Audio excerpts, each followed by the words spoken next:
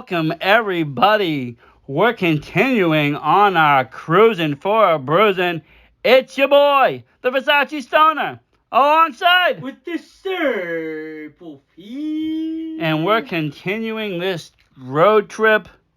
My God, it has been great. The weather's nice. The view is nice. The food has been good. Have you had any complaints to Sable Wolf? Not so far, Versace, with all the work we've been doing. Well, I have to say it's all going to pay off as all hard work does. Today, on this journey, we're talking with the Boston badass, Steve Savage. He's got some ECW bloodline traits in him, Versace. Oh my God, he does. He sure does. And, I just can't wait to see. We have definitely questions for him. He's been somebody on our radar for a little bit. And now we finally are going to have him. This should be good. And like I said, as we, keep on our cruising for a bruising tour, we're going to be, talking to all sorts of superstars, different styles, different, even regions. Isn't that right, Disabled Wolf? Absolutely, and you got different promotional clips involved too, per wrestler. Oh, yeah, for sure. Everyone's all unique in their special way. And here we go. Hello. What's up, brother? How you doing today, Steve Savage? Oh, I'm rocking and rolling as always. That's what we like to hear at the VSW. We're just on our tour here, cruising for a bruising. Stopping in with you today to talk a little pro wrestling. Well, it's a good thing, because that's what I know. Well, then it is a very good thing indeed. So let's ask you this. I've been friends with you a little bit for a while on the social media. But when did you get into the wrestling business? I broke I started, if you could call what was done back then, training in late 2000. Mid-2001, I had my first match with NWA New England. Okay, so that's 20 years of experience right there this year. Yeah, yes, sir. 20th anniversary this year. Wow, that's an amazing feat. You got any matches with a certain wrestler you're trying to celebrate your anniversary with? Not really. I'm a journeyman, brother. I've been doing this so long. I've wrestled for probably 50, 60 different companies. So I've never really had a home base, so to speak. So it's not like you're not a promotions boy. You're not their poster child, but you're your own individual. That is, you book Steve Savage. You're booking a hardcore match. You're gonna want Steve Savage because he can get the job done. Exactly, and that was gonna bring me to my next question. I was actually gonna ask you. You fight a very special style of wrestling, different. It's a hardcore style. That's a different kind of style than just regular professional wrestling. There's weapons involved. There's no referee. There is no rules. There's a different level of training you have to do to get into that. What made you want to get into that sort of style? Red equals green, brother. Yeah, that is true. Red equals green. I'm going to be straight up honest. I'm not in the best shape physically. My cardio's not where it should be. So why am I going to waste time trying to outrun some 120-pound stick doing a 450 splash when he's going to no-sell my punch in the face anyway? Got a good point, especially for the hardcore matches. You really got to sell to the point where you're almost dying. I'm just, what's sell? If you don't see spots, you don't fall down. That's what Balls Mahoney told me. Exactly, and and that's what happens in the hardcore match, and you get the bang. You don't have to waste all that time chasing, like you said. You don't have to grapple. You don't have to chain wrestle. I mean, I'm sure you know how to. Like you said, you did some training back in 2000, but again, that's maybe for the younger talent nowadays. All that fun. Yeah, it's the younger man's game as far as what would be considered sports entertainment version of wrestling. I've always considered wrestling a lot like ice cream. Everybody likes different stuff. Some people like the flippy shit. Some people like death matches. Some people like straight up old school Flair Steamboat Broadways. There's so many different variations of what wrestling is that for people to say there's no good wrestling out there, they're just not looking in the right places. Oh, That is 100%. a truer statement has never been said. I mean, maybe people don't like WWE, and that is fine. You don't have to, because, guess what? When I grew up, there wasn't just WWE. You had the NWA running, you had WCW running, you had ECW running, you had all sorts of other independent promotions running. Now, yes, the major leagues have been consolidated down, but they also have other brands. Plus, you have a huge, huge variety in the independent scene from here to California. There's shows running every single night on IWTV. Oh, absolutely. And if you do the research, I mean, YouTube's your friend. Use it for more than just watching Karen videos. If you want to look up good wrestling, type in a year and type in the word wrestling. You'll probably get 1,000 videos for any year you put in. Oh yeah, and that's how I learned a lot about the independent scene is just typing in names, and maybe their promos come up, they have a channel. Some people they don't, but you know what? They have fan footage that's out there, and I've been able to trace back the fan footage of the promotion and find matches that way, and because I'm an indie guy, I love the independent scene. I love seeing where people go with it. They start out somewhere, and by the end of their journey, they're either a different character, they're in a different promotion, they made it to the big time, or they're totally just off their rocker and done with. It's a strange business, man. Some people can hack it, some people can't. I've been given grief, I've been given praise, and I'm still here. And you gotta love that. You never really retire. Your bookings just get further apart. Yeah, I mean, eventually everybody just becomes like what, John Cena? You get booked once every couple of years. Or Undertaker once a year. Hey, for what they're making for that once a year appearance, I'd do it. Yeah, exactly. I would too. That's like almost you're almost touching Mayweather money at that point just to go out there. But on the local scene, obviously you're still active though. You're not doing once a year appearances, and the pandemic obviously slowed the whole scene down. What did you do to stay in shape for that? How did you maintain that drive? I was doing underground shows during lockdown. Really? I did about 5 or 6 different tapings from quote-unquote undisclosed locations for promotions that didn't want to be named, and I still took work.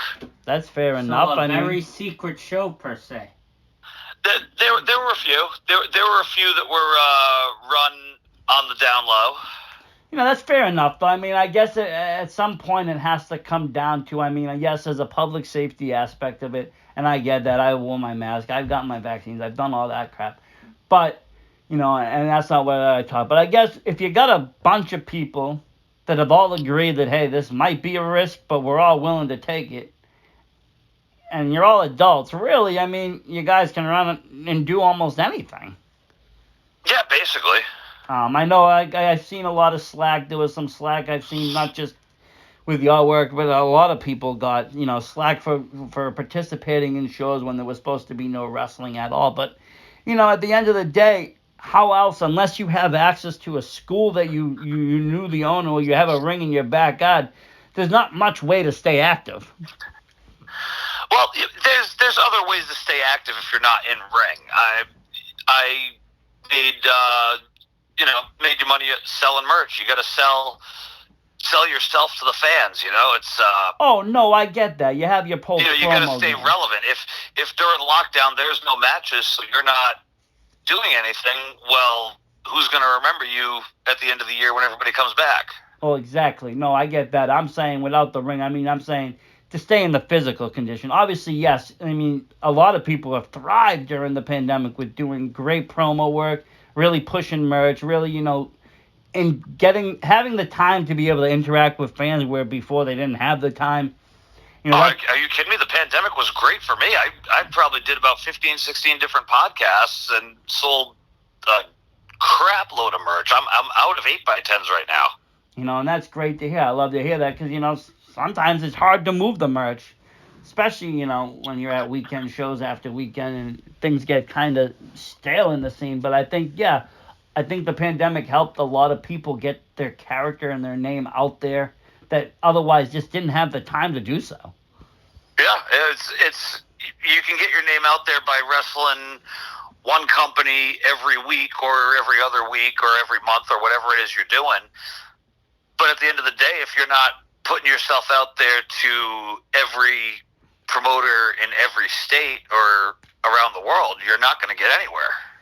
No. You have to really sell yourself. At the end of the day, no promoter's gonna sell you.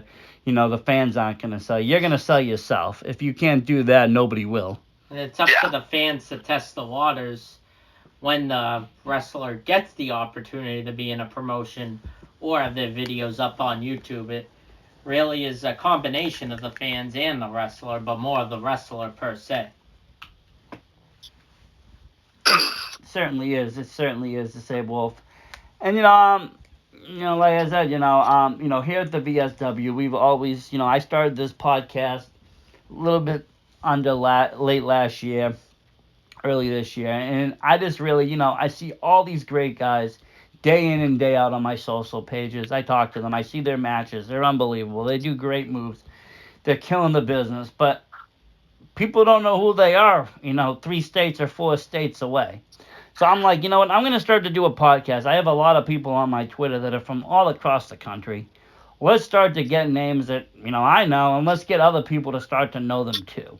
And that's where, this whole thing came from. And then I told, to say, well, if it's the summer, we got to get out of here. Let's take a road trip. Let's go for Cruisin, for a Bruisin, and let's get some, great interviews on the road. That's the way to do it, man. The weather hasn't slowed us down, even though the ring has been so bad in New England for Sachi. It has. I can't wait to get out of here onto our next location, really, because the rain has been pretty bad the last few days. Yeah, it's been bad, but it's not going to be any worse than the rain of blood that's going to happen in Plattsburgh, New York on August 21st. Is that your next show? That is my next confirmed booking. Tim the Legend Lacey has challenged me to a hardcore match. He said he has an enforcer in his corner, and I guess the powers that be wanted Barry Horowitz to be in my corner, wow, of all people.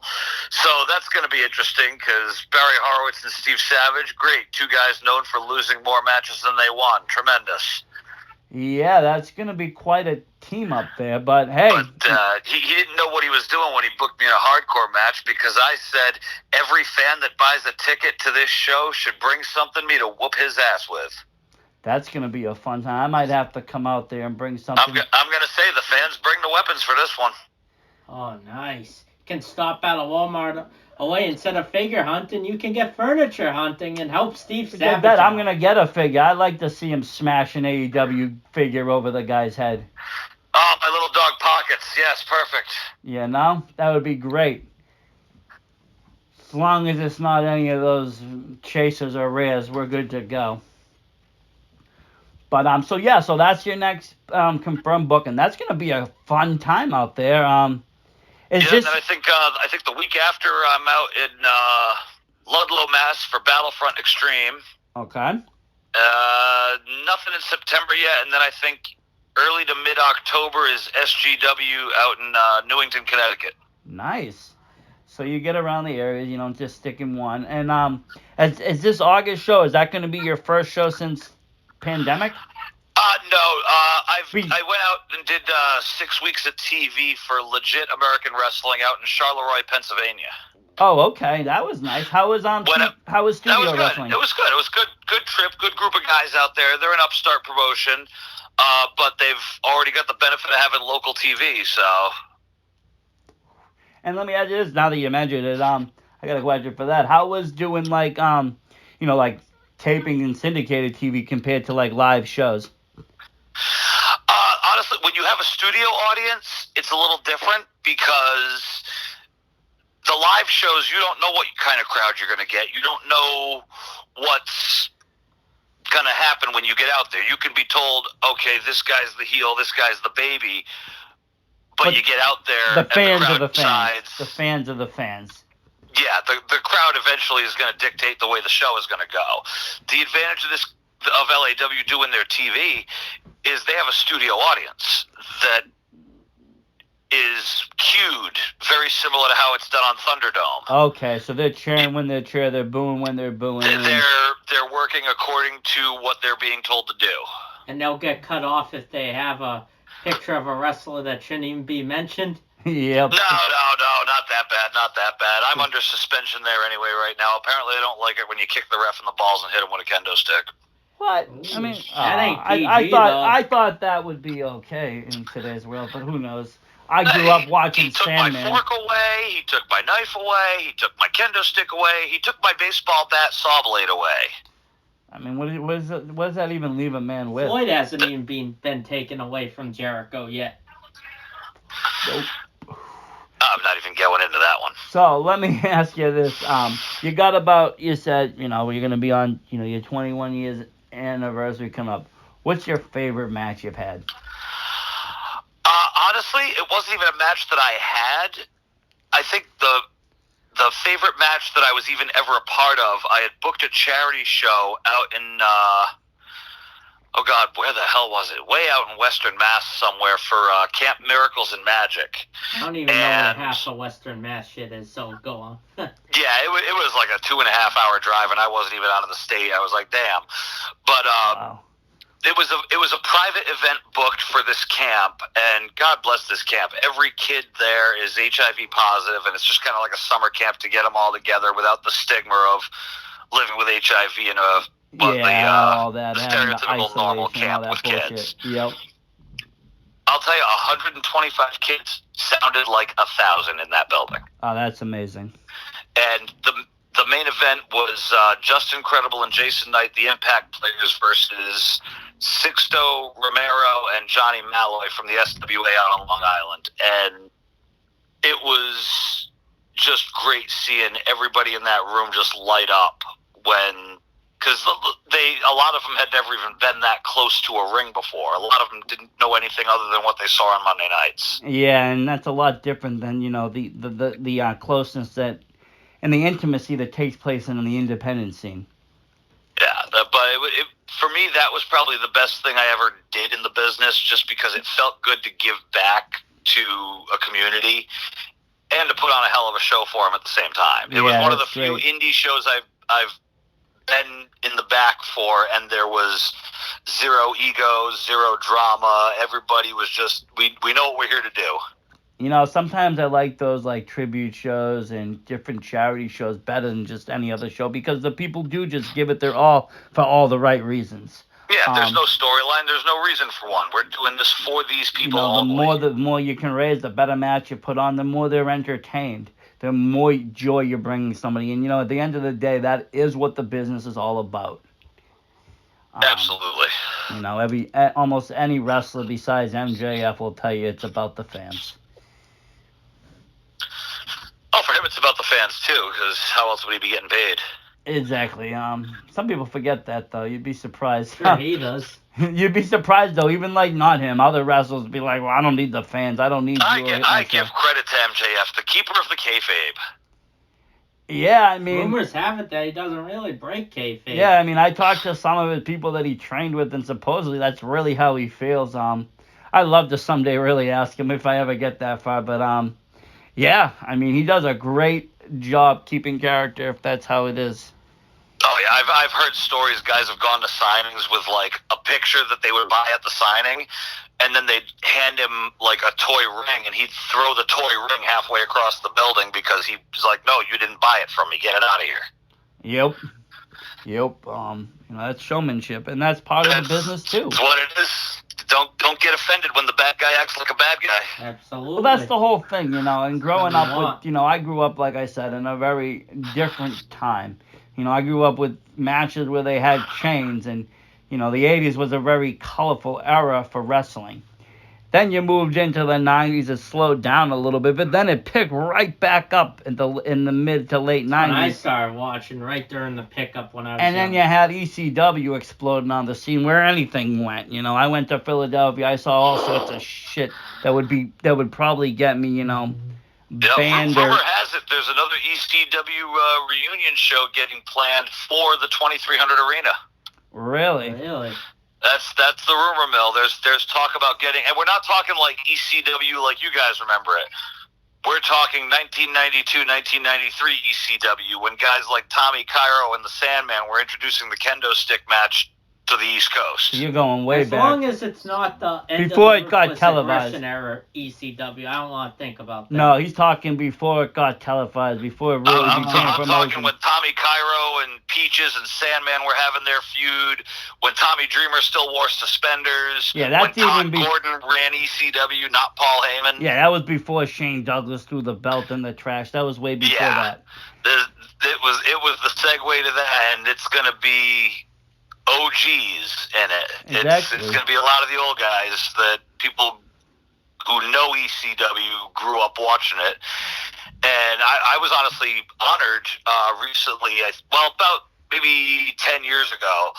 I went out to the H2O Arena in Jersey, and Tommy Cairo saw me running the kendo stick gimmick, and he handed me one, and I looked at it, and it said, "To Steve, the passing of the cane, Tommy Cairo." Wow. So to me, that was kind of like, all right, I found my spot in the business. Now he's letting, now you can use it. Now he approves. Because it's like, oh, well, you're ripping off Sandman. I'm like, well, technically, I'm ripping off anybody who's ever picked one up. Yeah. Think about how many people have used a kendo stick over the years. Yeah, I mean, and then even all of them, and even all of them are going to tell you. Beer, smoking cigarettes on the way to the ring. And even all of them are going to tell you ripped off some Japanese ninja. Yeah, you show me one original character right now. There isn't. Everybody's either using someone that nobody remembers, or they have a mashup of different. Well, that's the kicker. If nobody remembers it, it's new. Yeah, it is. But unfortunately, there's still fans that are out there that still remember everything. Oh, you're going to have the historians, but those are the people that are going to buy a ticket to anything with a wrestling ring in it, and they're not going to care who's on the card. Pretty much. That's how we are at the VSW. If we can see good wrestling, we'll go to it. I mean, there's certain shows I won't go to if certain people are on it, just because I can't support those people. But for the most part, I'll go to almost any show. I mean, there's not one that's been too small yet. And we'll go to any show, whether, like we said millions of times on our website, from a VFW hall all the way to a packed TD Garden. We don't care. We'll go. No, I mean, this year alone, we got shows booked. I'm going to MV Young Show out in New York. I'm going to the Lab out in Jersey. We're going to All Out in Chicago. Nice. We'll be doing a little bit of traveling, seeing a little bit different of the scene. Good time. But and we got our barn in Yarmouth. Yep, up in Maine. And what else I hear today? Speaking of hardcore, XP's coming back, right? XPW is coming back. Yeah, that's pretty exciting. It's going to be coming back on the East Coast this time. Rob Black set it for New York instead of California, so that'll be good. Yeah, I mean, let's hope it's not a travesty. No, I don't. I think it's going to be different. I think it's going to be an opportunity for some of these East Coast hardcore workers to maybe, get booked. Oh, absolutely. You don't have to do deathmatch to get over. As much as I love and appreciate watching the deathmatch stuff, more credit to those guys, because, goddamn, to support your family and to pay your bills by throwing yourself through 90% of that shit. Oh, goddamn! I couldn't imagine doing it. Oh yeah, I mean, like I said, there's a difference between hardcore wrestling and regular wrestling.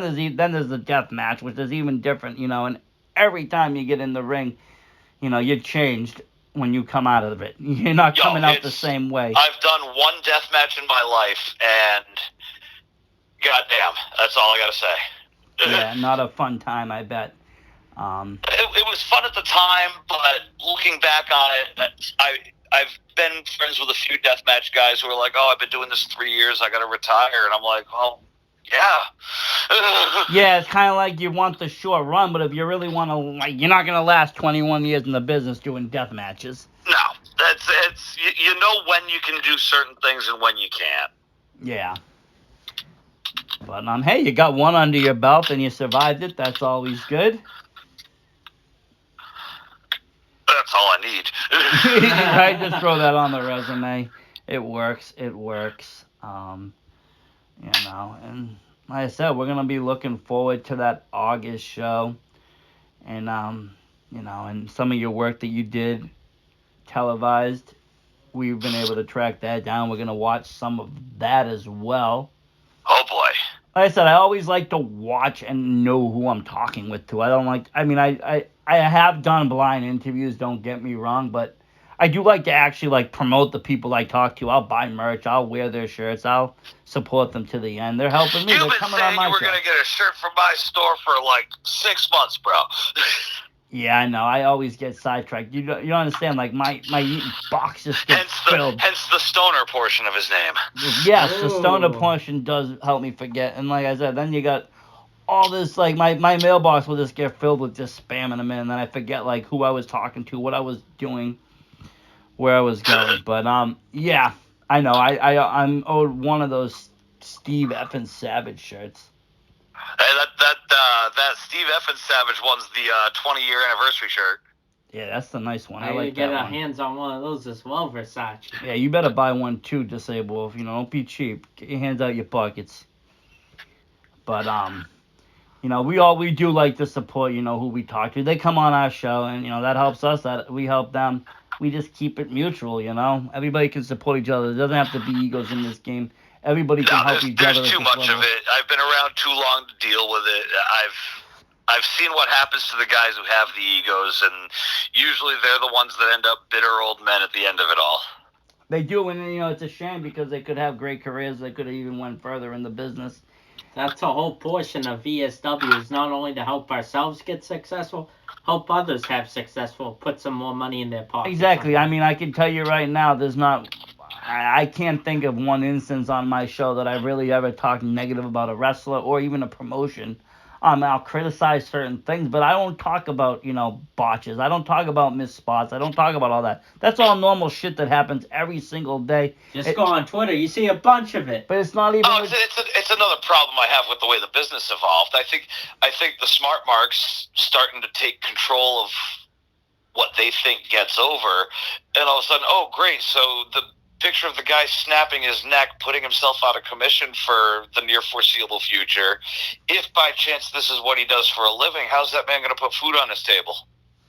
Exactly, or laughing at, oh, well, all these people got fired. Oh, well, they'll be going here, there, or the other place. You're still getting a chuckle out of somebody losing their job. And they don't understand. Yeah, they're going. They may go here, there, but there's also a 30 to a 90-day clause where they can't even work. So depending on the secretary if she changed it or not. Exactly, and depending on where you were at in the company, you might not have made much money to even save. Yeah, people think it's like the glamour life, and they believe that there's millions and millions and millions of dollars to be made. Well, there is, but I can say from experience, myself included, 95% of the independent scene right now does not have what it's going to take to make that 7-8 figure mark every year in wrestling. Not unless they combine themselves or come together and everybody, joins hands. If they do that, New England could bring that in. I mean, we have a killer scene, and we've had top stars move on. But it takes a lot of effort, and it takes a lot of group work. Yeah, it's everybody's out for themselves as opposed to like the betterment of the business or the betterment of the company that they're in. But I mean, but some it's of also those changed now to where anybody with $5,000 can go buy a ring and call themselves a wrestling promoter. You can do that, and either you can run a good promotion or a shitty promotion. It all depends. Exactly. People say, oh, well, you'll never make it in this company. Well, I'm just going to go buy my own ring and do it. Well, do it, but do it smart. Exactly. Like, I won't lie. At some point, I probably will launch a promotion. I will have people with me by my side that's been in the business. I have my ideas. I will coincide with their ideas. I will ask them how it goes, and then we'll go from there. But you're also a fan and a podcaster who knows the business. Oh, yeah. I mean, I've been doing this for like 20 years. You're not an in-ring competitor sick of his spot in a company. No, I don't really agree on all that. When people do that, if you've been fired and you just want to open something up just to spite the business or spite the company. I want to put a championship belt on myself because no one will. If you're that worried about a win-loss record, go play baseball professionally. Yeah, exactly. And that's And kind if of you how think that injuries one happen. matters too, if you think the real sports matter with the victories and losses, you still got another thing coming. Yeah, even that don't matter because they're still getting paid more. I mean, I tell you right now, if Mike Tyson wanted to fight me in a one night match, I'd probably take the punch from him because that payday is worth more than most people are gonna make in 5 years. Oh, I had an opportunity to wrestle Screech, Dustin Diamond, for You saved Celebrity by the bell. Wrestling. And they said, "Oh, would you have a problem jobbing to Screech?" I said, "For what you're paying me? Absolutely not." I mean, it's business at that point. I mean, and some people will. Some people will be like, no, and that's where the ego and the In pride. the back of my head, I'm like, "Wow, do I really want Screech to kick my ass?" But at the same time, It's the business. it ended up not happening anyway because the promoter was full of shit. But yeah, but I mean, sometimes you take those kind of like, you bite your tongue, bite your lip opportunities because they are good paydays, and it does get your name out there to the next spot. Exactly. Wrestling isn't always about winning, and sometimes you're the biggest winner and can lose all your matches. It's more about how you interact with the fans and if they think you're a winner than if you actually win. Oh, absolutely. I've done the shows where I've been there for nothing but a battle royal, but at intermission, there's still at least a couple of kids coming over to my table looking at my stuff. And I mean, it's like, well, they must have liked something about me.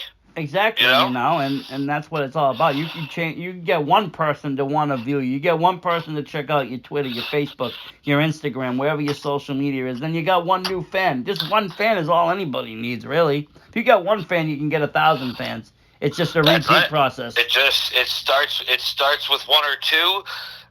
It also starts with the support of your in-home family. Your family, your friends, your close friends outside of the business. Exactly. Because if your circle's not supporting you, don't expect anybody else to. Oh no, that's 100% true. If you're not getting support at home or by your friends and family, then yeah, you're gonna have a real hard time on the outside world.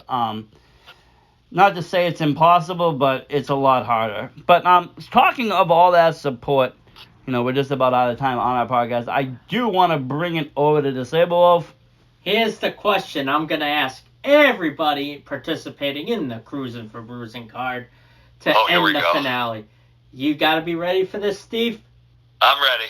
All right, out of all the wrestlers that are recruited for this VSW/Shoutout promotion, why should you be the inaugural accoladal Cruisin for a Bruisin champion? I'm a 20-year vet. I am Mr. 501 in PWI's 500 5 years in a row. It's about high time I got a little respect. And if I don't, I'll just beat it out of you. All right, fans watching, you know what it is. If you make the decision, you got a backhead to watch. Exactly. Watch Steve Savage, and if he wins, he gets that $100 prize. Hell yeah. Cash money, any which way you want. Cash, Venmo, PayPal, Bitcoin. We can do it all. Take the bag of weed right on the spot, brother. We could do that too. We could do anything in any way here at the VSW. We thank you for your time, Steve. Thank you, Steve. Thank you, gentlemen. I appreciate it. And like I said, good luck. Good luck. Hopefully you win this. All right, boys. I'll talk to you soon. Have a good one. Bye. There it is, guys.